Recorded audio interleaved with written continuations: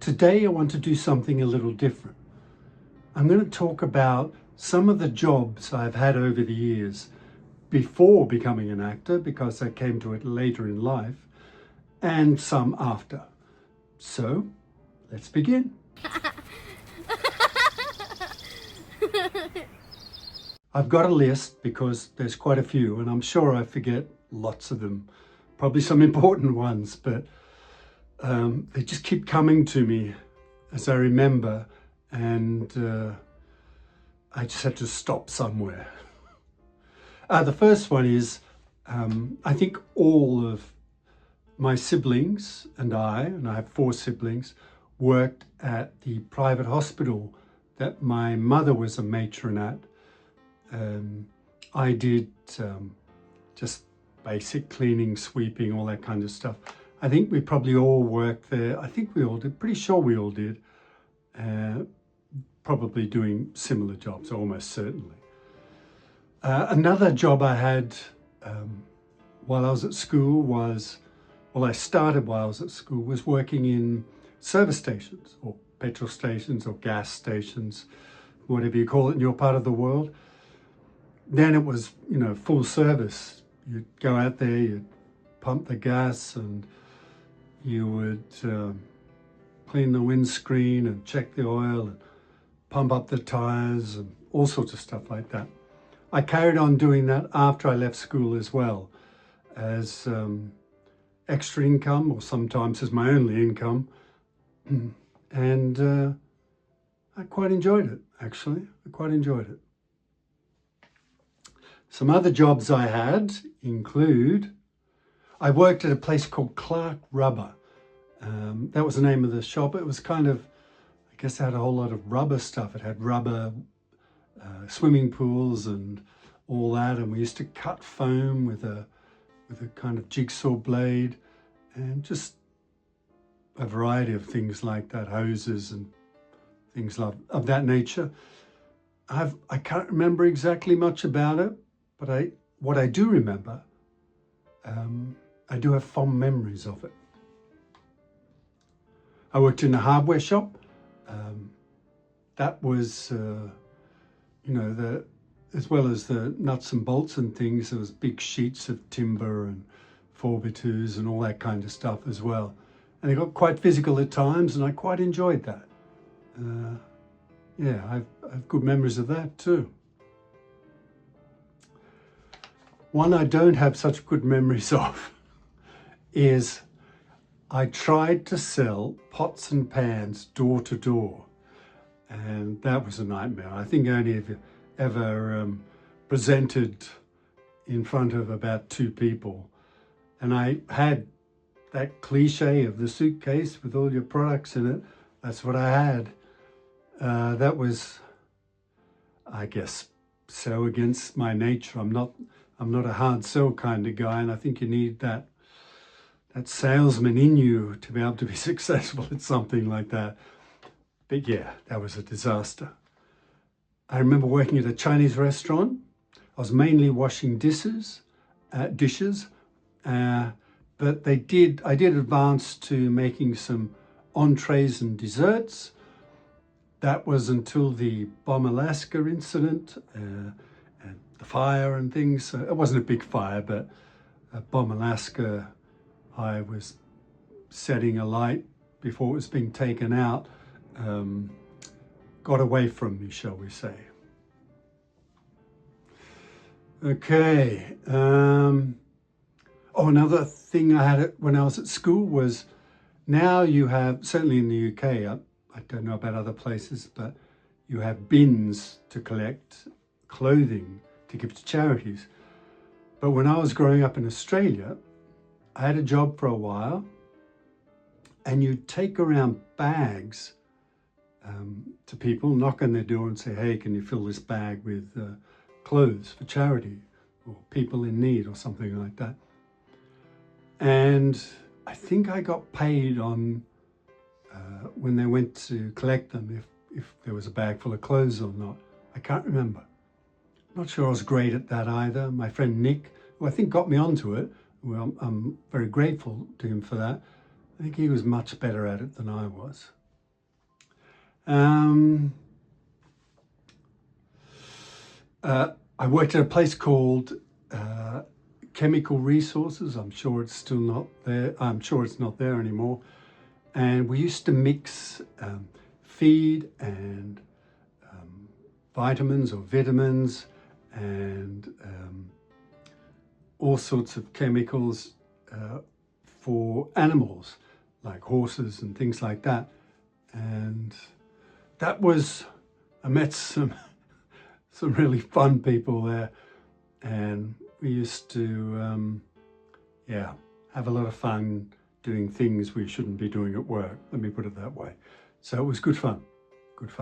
And a guy I met there, Marty, we left there and we went up to Queensland. That was in Sydney. We went up to Queensland, where his family's from, and we worked for a while cutting lantana, which is this bush out of dry riverbeds, which we met a few snakes along the way, and we painted some houses. And this is, I don't know, 3 or 4 hours northwest of Brisbane.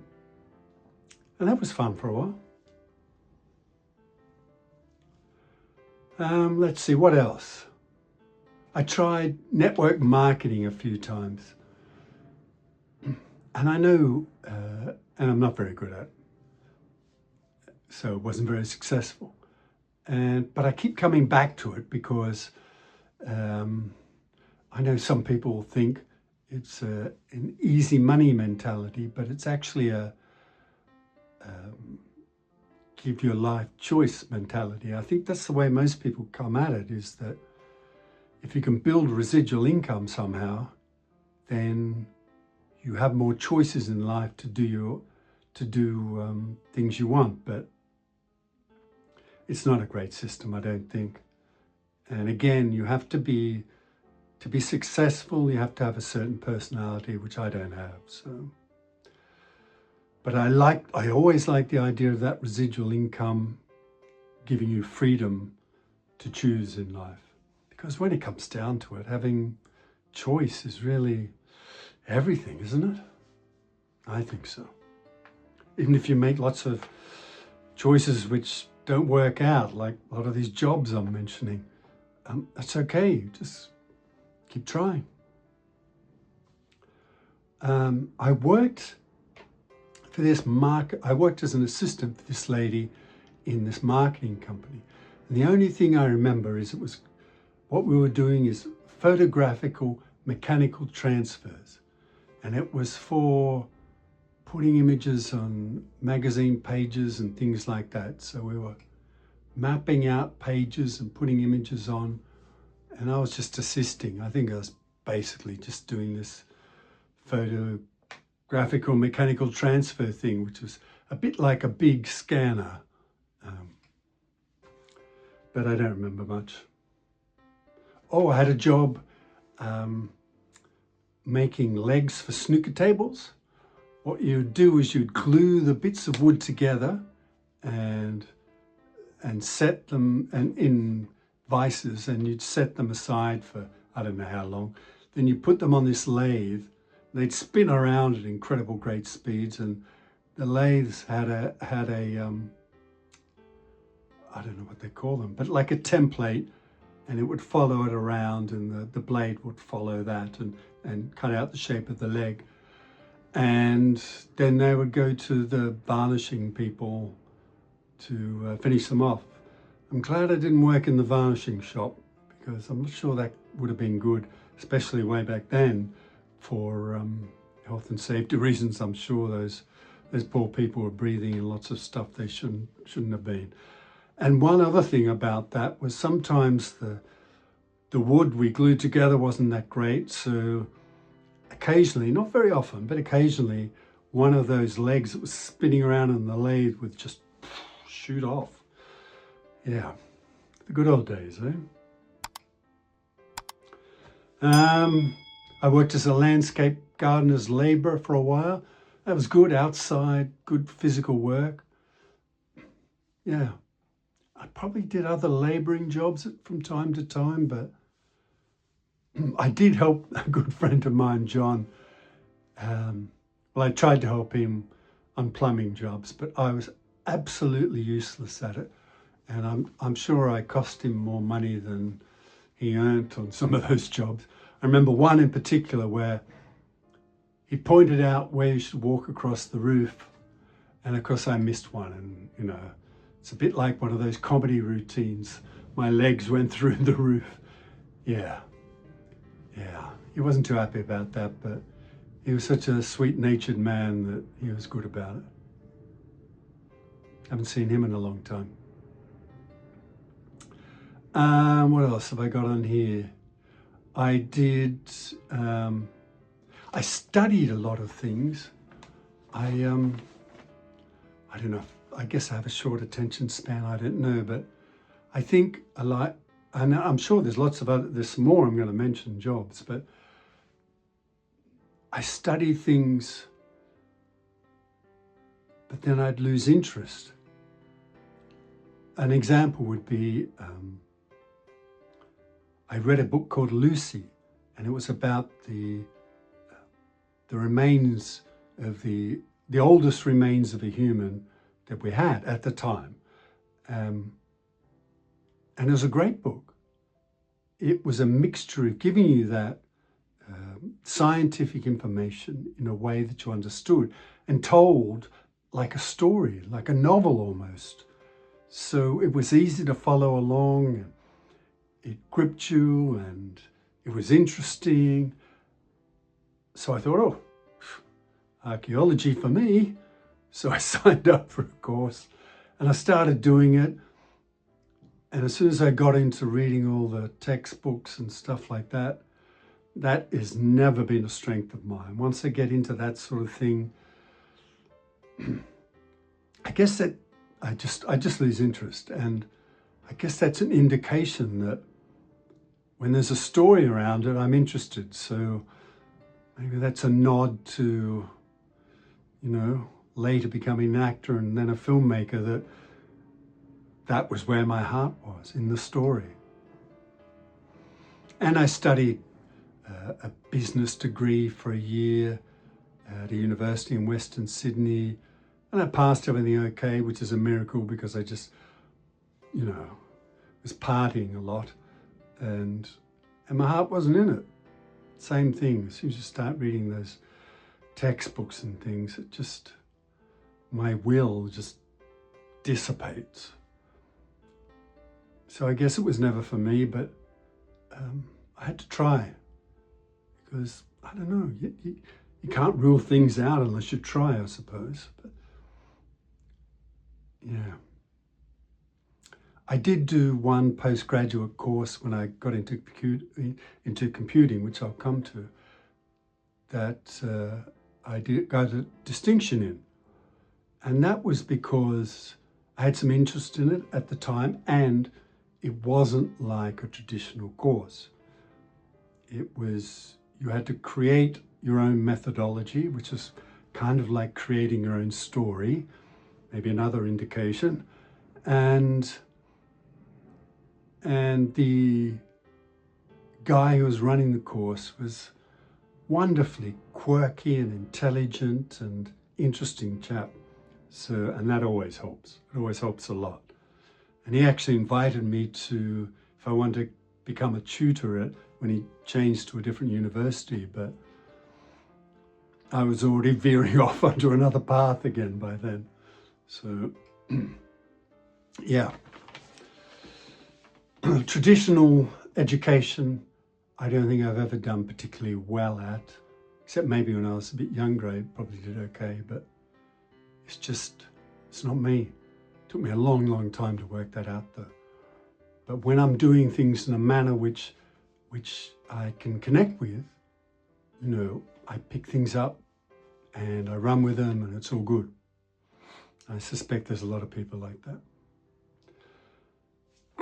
Okay, and then, and I did a lot of jobs, lots of other jobs too, and I think that, well, I know that I was a lost soul in those days too, you know, drinking way too much and other things, and I didn't know where I was at, what I was doing, where I was going, what I wanted, who I was. And I think it was youth, as well as, I have to be honest, a lack of understanding about so many things, and maybe even a lack of courage, because when you things get confusing and you hit the booze or hit something else, you don't have to think about it.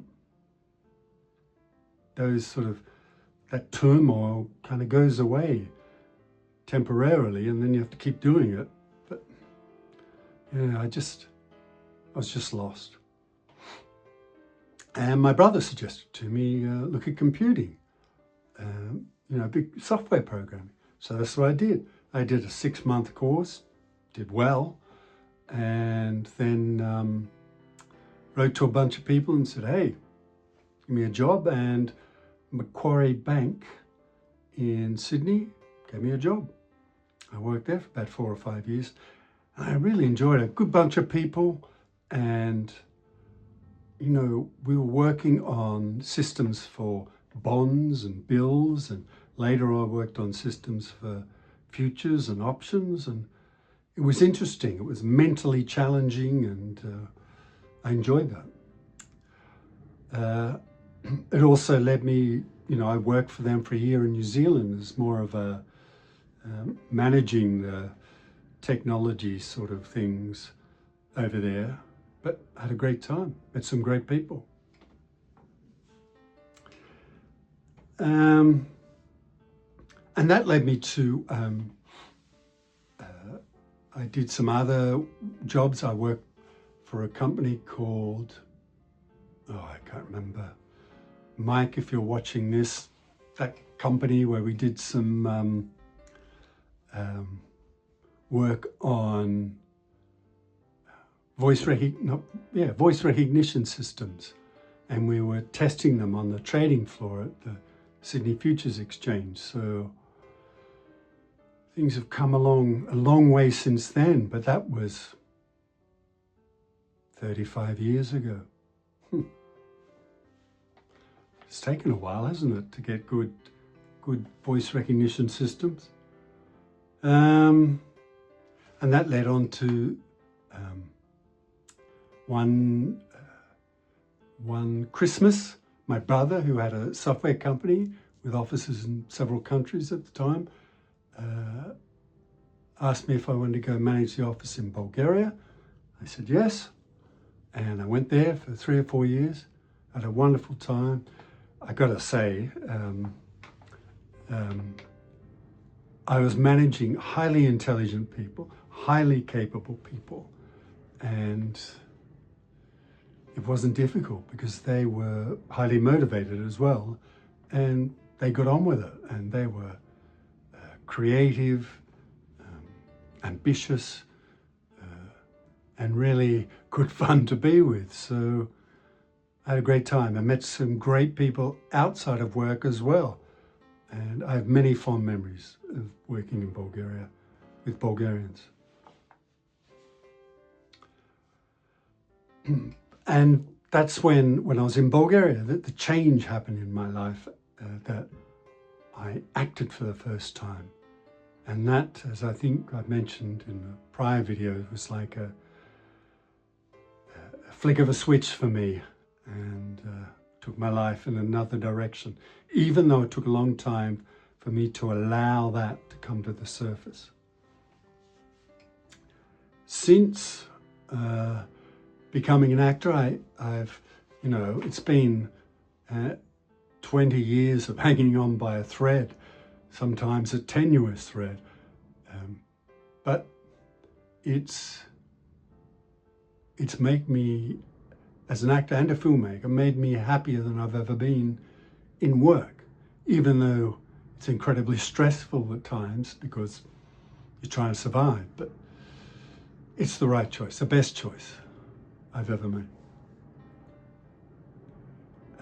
Since being an actor, I worked at the National Autistic Society. I think that's what it's called. I did support for the fundraising team, just putting stuff in databases and things like that, or just supporting them wherever they needed it, mail outs, all that kind of thing. I worked at a place called the Holborn Business Partnership. I think I was doing accounting type stuff. It's a vague memory of what I did there. I was a steward at the cricket fairly recently. Well, about 4 years ago, I suppose, for a year or two. Did that for a few extra pennies. I worked at National Express for a few years doing rail replacement work. Met some great people there. Some of them who continue to support my filmmaking, which I'm very, very thankful for. And we had some great times, especially at Liverpool Street Station. It was crazy there at times, and at other places like football matches. Yeah, the general public, can't beat them, eh? And you know, when I came to the UK initially from Bulgaria, after spending some months in Romania, probably quite a few months, with the woman who I'd married, and now we're not together anymore. We came to the UK and I worked as a project manager.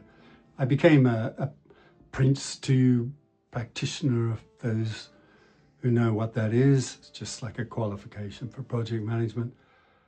And, you know, when I got here, I tried, but my heart just wasn't in it, because I had this burning thing inside of me about being an actor, and I couldn't douse it once that flame had been lit, if you like. And that was especially once I gave up drinking in 2001, and once I had that clarity from stopping drinking, that just became an unstoppable force in me, to be honest. So, yeah, I think that's where I'm at now. I'm trying to think. There must have been other jobs, and, well, there almost certainly are other jobs I haven't mentioned. It'll come to me as soon as I've stopped this video, but yeah. So it's been quite a range, and quite a few things have happened in those jobs, and I don't know. I think it's helped me as an actor and a filmmaker to have that variety of things in my background in life. So, yeah, I think I'm lucky. I always say I'm lucky, and I think I am, even though you might look at all that mess of jobs and think, you know, where was this guy going? But having that mess of jobs kind of helped me to get to the place I am now. So, you know, it's all good. It's all good. So I hope you found that interesting in some way. And thank you for watching. I hope to see you in the next one. Oh, Kin Spirits can be watched for free on Tubi. There'll be a link in the description.